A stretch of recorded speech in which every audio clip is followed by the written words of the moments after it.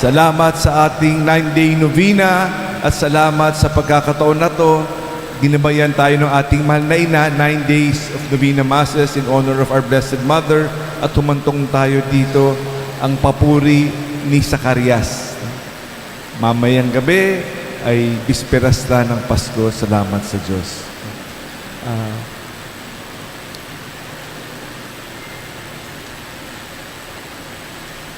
Napipe si Zacarias 9 months ago.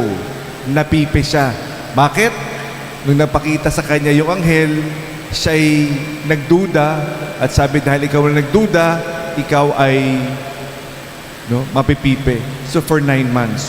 After 9 months, sa araw na to, ng pagtutuli ng kanyang anak na si Juan Bautista, siya'y nakapagsalita.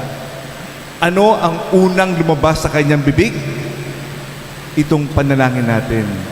Papuri sa Diyos, no? Nagbigay siya papuri sa Panginoon Diyos.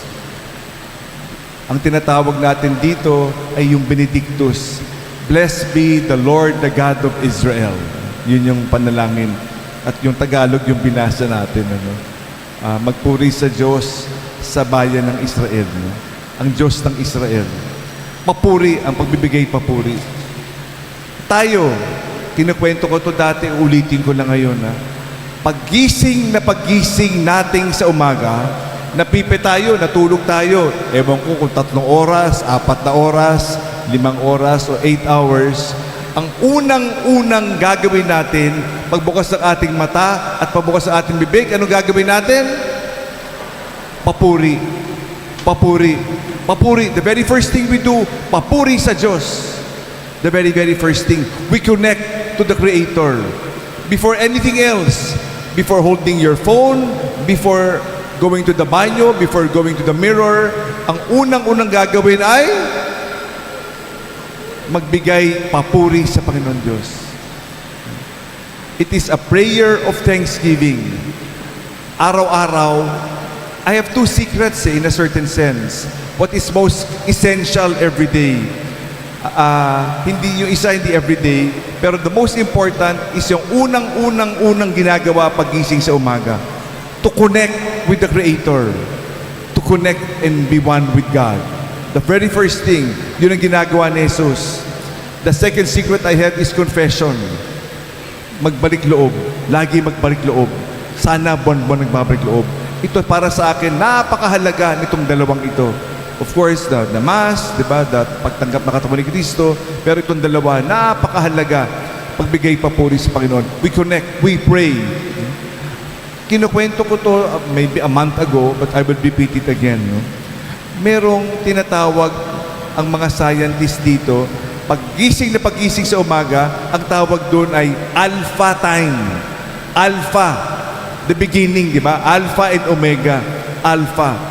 Ang unang-unang gagawin, magbigay papuri sa Diyos. What I do, the moment I wake up, I say, salamat sa Diyos, buhay pa. Kasi pwedeng hindi ka na gumising eh. The very, very first thing to do, magbigay papuri sa Diyos at salamat, buhay pa. We connect with the Creator. Always connecting to the Creator. If you do not connect to the Creator, and then you will hold your cell phone at titignan mo ano yung latest balita, no? The connection is cut. Automatically, it is not divine time. The first few seconds, I believe, I would call divine time. Pakiulit lang. Divine time. The moment I touch my phone, it will be called divide time. I will be divided, disconnected to the Creator the moment I touch my phone.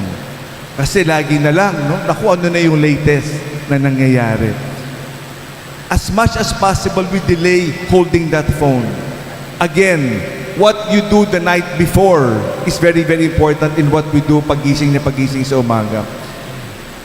And if we trust in God, gigisingin ka ng Panginoon eh. Hindi ka kailangan umasa sa alarm clock eh. Gigisingin ka ng Panginoon eh. Excitedly every day, we connect with the Creator.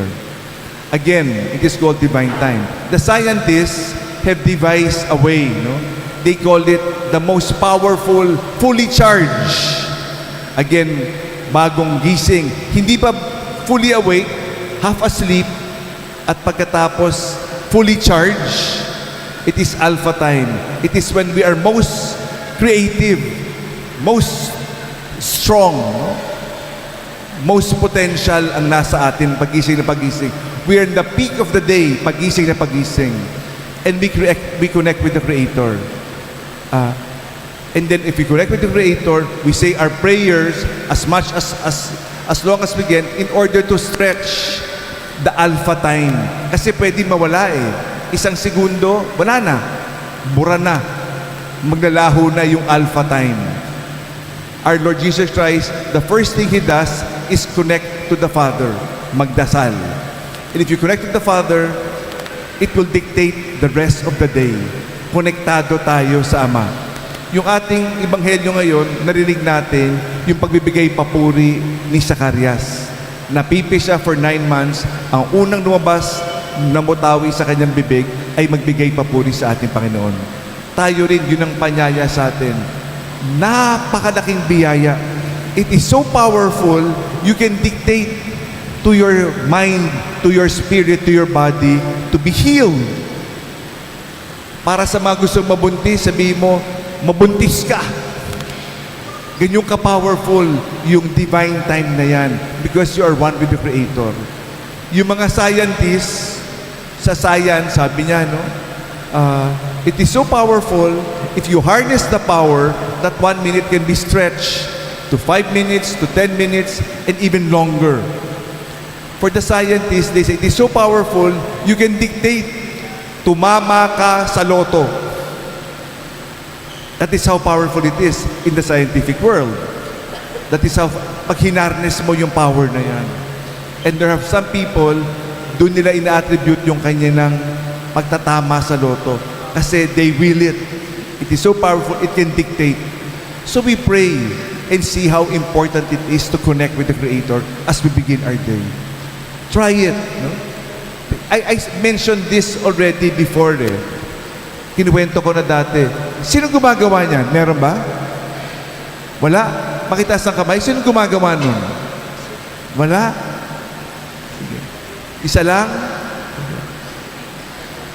I invite you to do it. The moment you wake up, connect to the Creator before anything else. Can you try to do it? Sinong gusto gumawa nun? Pakitaas ng kamay? Will you do it? Please. It will change your life. It will dictate the rhythm of the day. Konektado ka eh. O hindi ka konektado dyan, saan ka nakakonekta? What will happen the rest of the day if we do not connect with the Creator? Let us continue to give praise and glory to God. Sinasabi sa katikismo bakit ba ako nalikha? Nilikha ako para magbigay papuri sa Panginoon Diyos. We were all created to give praise and glory to our God. At magpasalamat tayo sa araw na to, sa pagtatapos ng ating 9-day novena, ito yung paalala sa atin. Sa pagkatapos ng 9 days na ito, yung ating mga panalangin ba ay sinagot ng Panginoon? Sinagot ba? Sinagot ba? Hindi. Not yet? Not yet. Yung 9 days, very symbolical 9 days Ang sabi nila, yung unang 9 day, pag sinabi mong nobena, 9. Yung unang nobena, ascension hanggang 9 days. Yung next day, kasi 40 days yun 40 days ascension, di ba? Pagkatapos ng ascension, on the next day, the 10th day, Pentecost. Mababa Espiritu Santo para maliwanagan. After 9 days, yung gusto ko, malamang hindi Pero sigurado ako, yung gusto ng Diyos para sa iyo, ibibigay. Ang problema ay kung makita ko o hindi. Yung sinagot ng Diyos para sa akin. Ipagkakalob sa iyo, 9 plus 1 on the day itself, On Pentecost, yun.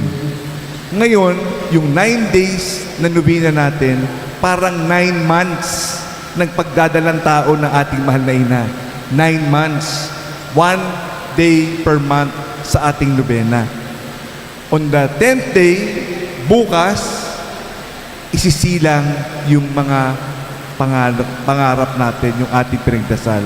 Isisilang si Jesus. Sigurado ako, ipinagkaloob sa atin iyang biyayang yan. Kaya salamat sa Diyos sa 9 days na ito kung saan sinamahan tayo ng ating mahal na ina sa pag-welcome ni Jesus sa ating buhay. Salamat sa 9 days of Masses. I love you Masses every day. Itong 9 days. As we continue to celebrate God's love, makita natin kung gaano tayo kamahal at magbigay papuri tayo sa Panginoon Diyos. All of us priests, all of us mga madre, and all of you who wants to pray every day, memoryado namin tong panalangin na ito eh. All of us eh. The Benedictus na tinatawag. Blessed be the Lord, the God of Israel. He has come to His people and set them free. He has raised up for us a mighty Savior, born of the house of His servant David. All of us memorize this eh. Kaya sa embassy nga, sabi mo, pari ka ha, recite the Benedictus. Pag hindi mo ma-recite, malamang peke. So that is one question to find out, di ba? We recite this every day. Tapos sa gabi, ang nirecite ng lahat ng pare at madre at religious, yung Magnificat. My soul proclaims the greatness of the Lord. So in the morning, it is the Benedictus. Blessed be the Lord, the God of Israel, is how it starts. We give praise to God. We give honor to God as we continue to celebrate the last day of Advent, the 9th day of our novena of Masses, of the love of God for each and every one of us. Once again, for the 9th day, for the 9th time, I love you. Tulog na.